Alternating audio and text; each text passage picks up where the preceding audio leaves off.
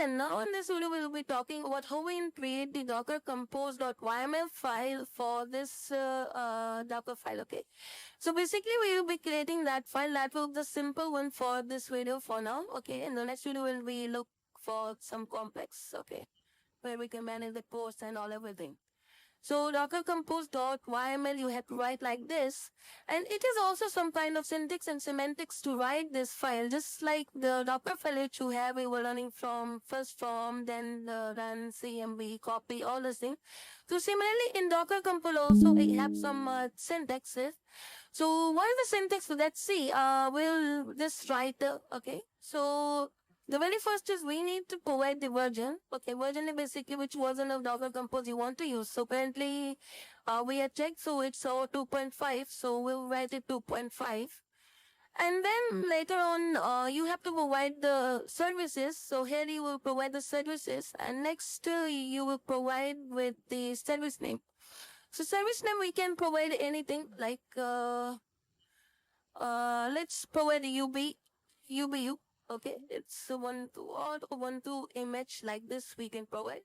Okay, and next you will need to provide some container name. Okay, so basically we'll be creating file for building the image and then running that container, those things. Okay, so how you can do it now, you have to just provide container underscore name colon space, and let's write something my container. Okay, and next you will need to provide for build look for the building or with the docker file we use build -t, then the tag which we want to provide under context, that is the directory in which directory we have. So for that here also you will need to provide the context actually. So context will be the dot and the next docker file. So docker file will be the docker file which we have, that is this one. And that's just, and now we are good to go. So you will need to just enter the docker compose up, and here you will see this building. So as you can see, and now container, my container created attaching to my container is printing high. Why? Because so if you check here, so we have printed echo high, that's why it's showing high.